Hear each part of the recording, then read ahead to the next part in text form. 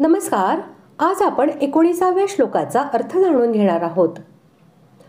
स्वाधीन करून घेतलेले चित्त ध्यानाचे वेळी जेव्हा एकमात्र परमात्म्यामध्येच अचलपणे स्थित होते, त्यावेळी चित्ताची अवस्था कशी असते हे जाणण्याची आकांक्षा झाली असता भगवंत सांगत आहेत.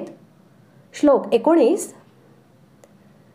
यथा दीपो निवातस्थो नेंगते सोपमा स्मृता योगिनो यतचित्तस्य युञ्जतो योगमात्मनः. श्लोकाचा अर्थ, ज्याप्रमाणे वारा नसलेल्या जागी दिव्याची ज्योत हलत नाही, तीच उपमा परमात्म्याच्या ध्यानात मग्न झालेल्या योग्याच्या जिंकलेल्या चित्ताला दिली गेली आहे. ज्याप्रमाणे हालचाल नसलेल्या वाऱ्याच्या ठिकाणी ठेवलेल्या दिव्याची ज्योत थोडी देखील हलत डुलत नसते, त्याप्रमाणे जो योगाचा अभ्यास करतो, ज्याचे मन स्वरूपाच्या चिंतनात लागलेले आहे आणि ज्याने आपल्या चित्ताला वश केले आहे, त्या ध्यानयोग्याच्या चित्तालाही दिव्याच्या ज्योतीची उपमा दिली गेली आहे.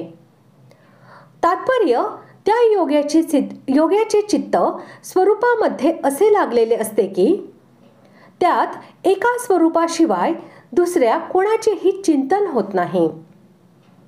पूर्वश्लोकात ज्या योग्याच्या चित्ताला संयमित म्हटले गेले आहे, त्या चित्ताला वश केलेल्या योग्यासाठी येथे यतचित्तस्य हे पद आले आहे.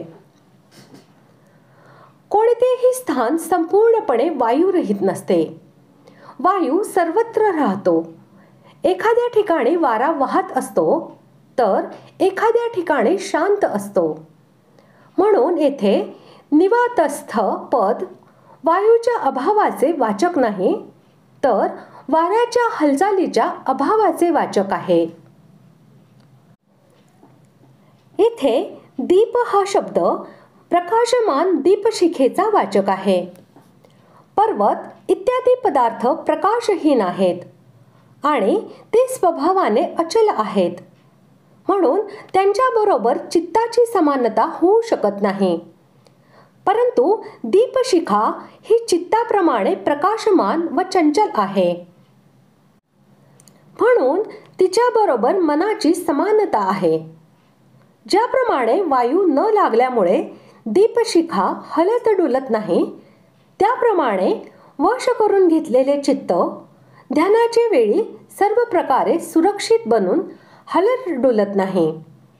ते अविचल दीपशिखेप्रमाणे स्थिर स्थितीत प्रकाशित राहते. म्हणून त्याला पर्वत इत्यादी प्रकाशरहित अचल पदार्थांची उपमा न देता दीपकाची उपमा दिलेली आहे. स्वाधीन करून घेतलेले चित्तच अशा प्रकारे परमात्म्याच्या स्वरूपामध्ये अचलपणे राहू शकते. वश करून न घेतलेले चित्त तसे राहू शकत नाही. हीच गोष्ट दाखविण्यासाठी यत हा शब्द वापरलेला आहे. अशा प्रकारे आज आपण 19व्या श्लोकाचा अर्थ जाणून घेतला. पुढील भागात आपण 20व्या श्लोकाचा अर्थ जाणून घेऊया. धन्यवाद.